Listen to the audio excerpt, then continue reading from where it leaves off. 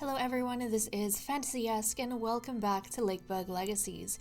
When we left off in the previous episode, we had some homeless children in town with very similar names, Mabel and Mirabelle, who unfortunately lost their homes because their mothers died and their stepfathers apparently weren't up to task kind of keeping them in the new family. So yeah, their stepfathers essentially found like other single mothers to get married to, and as such they had to leave these little girls behind on the streets. Now thankfully Mabel was adopted by the Alton family, so Laureline and Helios, Laureline a lumberjack, Helios who was a rat trainer but actually got kicked out of his job because I think our population went too low and so his position closed up. Yeah, basically the kingdom let him go as a rat trainer. He's currently unemployed. Don't worry, we're going to fix that in a second. But he and his wife, they have been wanting a child for the longest time since they got together, and when they saw Mabel out on the streets, they thought, we can't leave her all alone, let's accept her into the family. So Mabel, thankfully, she now has, her adoptive parents, which is very nice for her. And I completely missed it, but she aged up. So she is now 12 years old. Little Mabel. Look at how she looks. I'm not gonna lie, guys. She looks kind of like an insect. And I'm not saying this in a mean way, but she just has like a really pointed face and very big, round, like bug eyes. But hey, she's cute. She's cute. And her parents are Emmerich and Colette. And by that kind of relation, and we kind of have to remember this, even though it's really easy to forget, I am fairly confident that she is the half-sister of Valerius, who is the father of... Hold on a second, guys. Who was he the father of? He was the father of someone. Was he the father of Althea? No, that was Chris. Did Valerius have any kids with... I swear he had a kid with someone. Oh my goodness. Oh my goodness. Basically, guys, Mabel and her niece, Mirabelle, because Mirabelle is her niece, they both became orphans in like separate times and separate families. How sad is that? Because yes, Mabel's mother, Colette, is Mirabelle's grandmother. And Mabel's half-brother was Valerius. Mirabelle is Valerius's daughter, so Mabel is Mirabelle's aunt. Oh my goodness, even though they're from like two separate families, because Mabel is from the Cold bloodline and Mirabelle is from the Frost bloodline through Anne Frost. Wow. And the fact that their names are like so similar, that was completely random. That didn't even cross my mind when the children were born and were being named / I think they were born with that name, even if I did change it. Point is, was not planned. Mabel and Mirabelle, aunt and niece. Whoa. Okay. Well, anyways, Mabel found herself a family, but unfortunately, the same cannot be said for Mabel, who is on the streets at only 8 years old. So I don't know what's going to happen to her. I hope she's able to find a family. But okay, we do have some changes in the kingdom in terms of jobs because of the vacancies that have happened, and also with some of the deaths, a bunch of our villagers have kind of changed perspectives in life, So first up was Dora, one of them. Yes, guys, Dora wants to be a farmer. Like, finally. She wants to actually be a farmer. So Dora is going to come right here and she is going to start working the farm. And hopefully that's going to help us out with making some vegetables. Yeah, we're kind of struggling right now, but we're trying. We're going to try. And Josephine and Hubert, they don't like each other, so obviously they're going to be the problem. I hope Dora decides to not be a problem, but we'll see. And then, Effie still wants to be a baker. We don't have any baking slots right now. Esmeralda, guys, wants to be a miner, which, I mean, a miner is not necessarily necessary right now. Because like I said before, we do have a ton of iron. But you know what? If she has found a calling in life, I am happy for her to help out Ursula at the mines. So that is going to be good. I feel like it would be quite isolating for Ursula to just be working the mines on her own. We'll have to see whether or not they get along. Hopefully they do. That aside, Wolfgang, your aspirations have not changed. Mabel, your aspirations have not changed. Helios was a rat trainer and still wants to be a rat trainer, and since his position has opened up again, although his job is kind of precarious because we're at 40 villages, he could be kicked out by the kingdom once more. He's gonna go back to being a rat trainer. And then Ursula's fine, and Mirabelle is as fine as she can be. Yeah, okay. Well guys, let us now go ahead and just see, I think, what everyone's getting up to. Oh, you know, what's happening in town. Let's see what's happening in town. So let's get everyone going.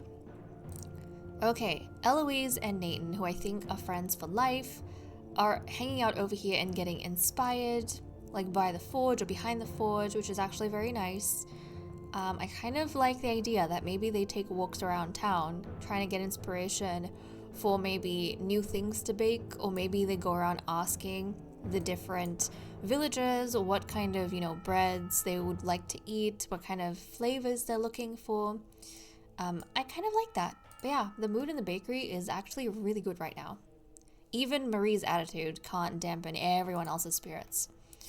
And you know what? Since they actually can't, like, they probably don't have any bread to bake in the bakery, I imagine they're taking a lot of this time to maybe prep in other ways, like do, you know, market research.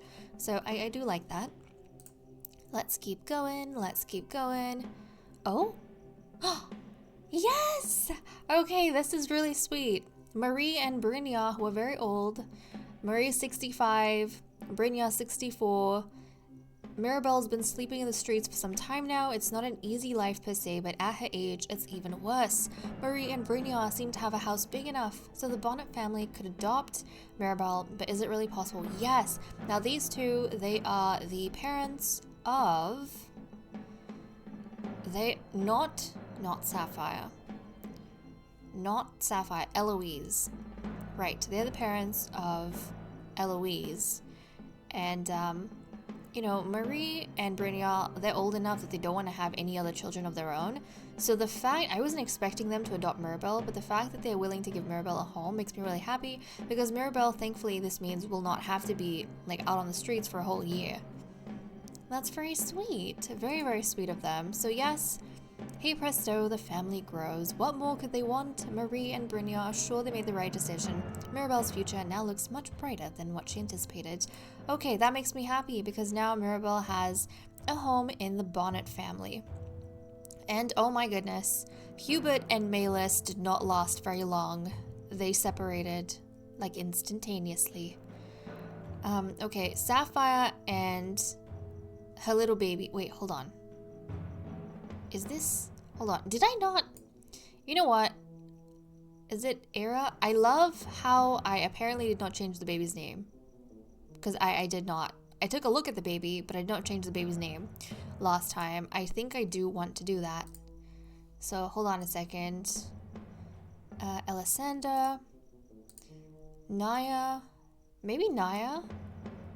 Maybe Naya Brielle? Okay, this is going to be little baby Naya. Sapphire, Walter, and Naya. That is very, very cute. Very, very cute.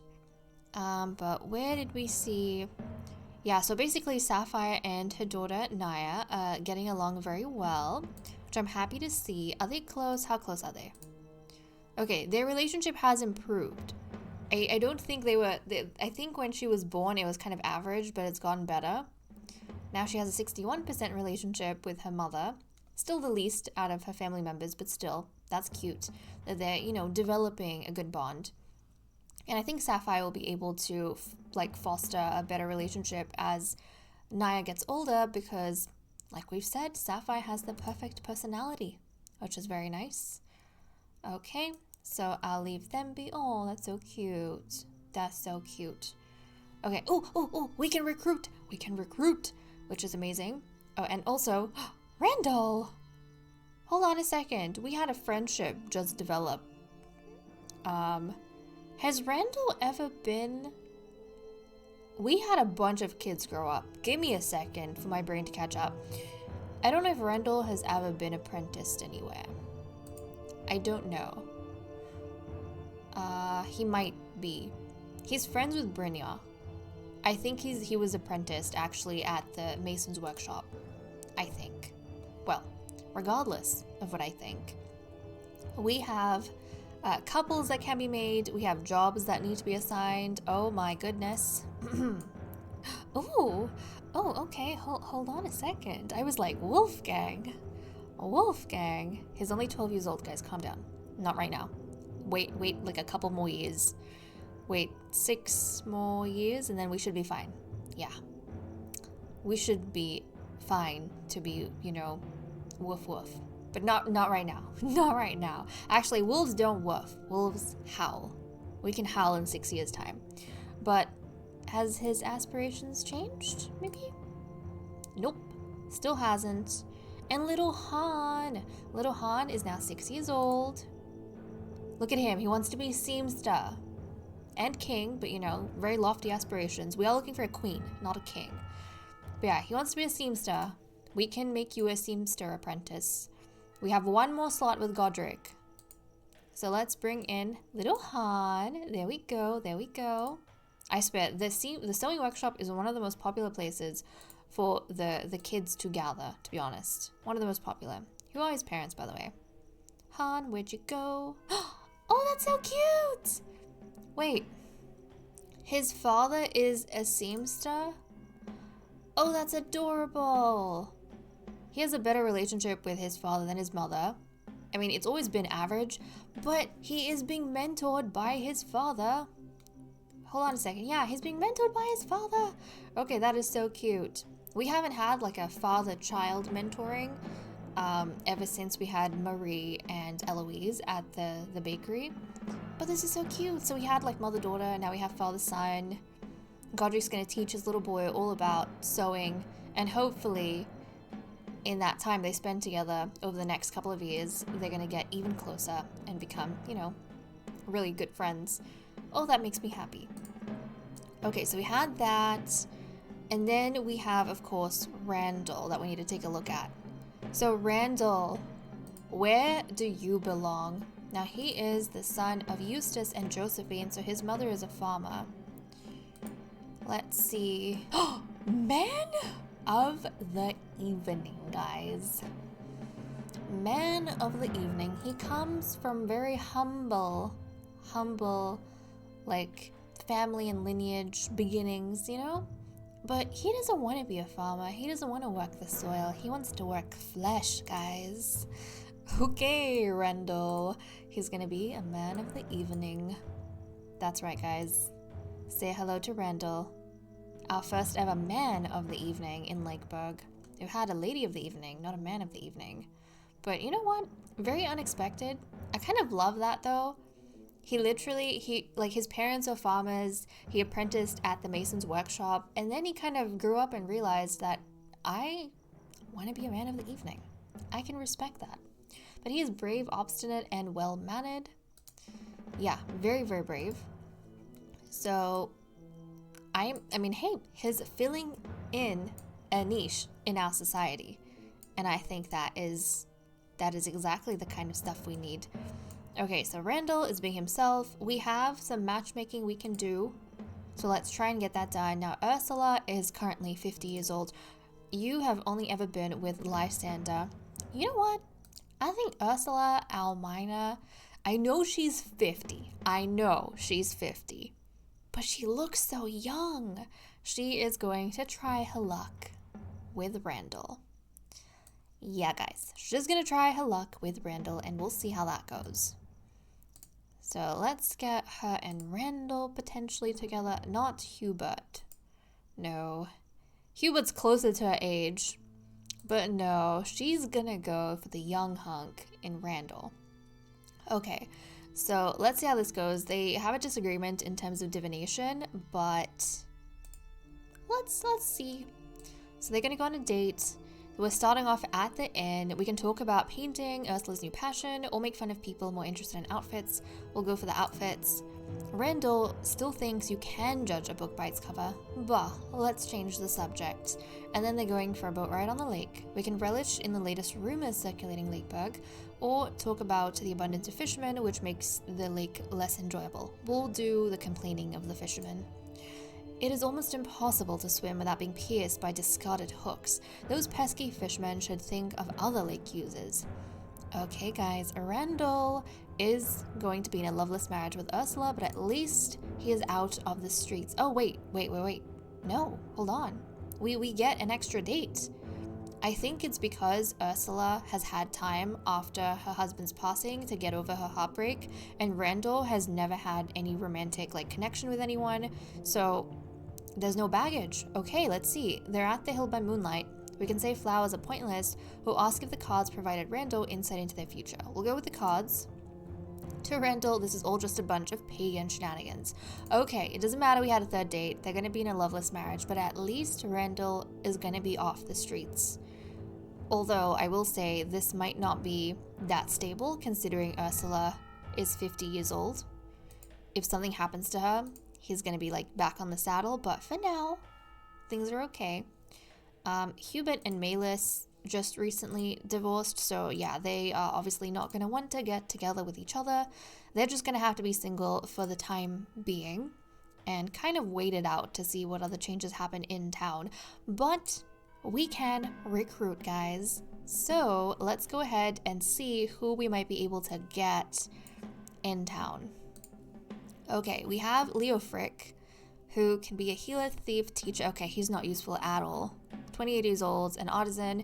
Well, we have Alana Coldwell, who's 21 years old, a noble. She could be a gatherer, a chancellor. Okay, we have things we might need. We already have a gatherer, but we have the chancellor's position. We have 2 positions for the chancellor free. So instead of expanding the gathering, the harvester's hut, we're gonna make her a chancellor. Yes, please. We have no one working the castle right now.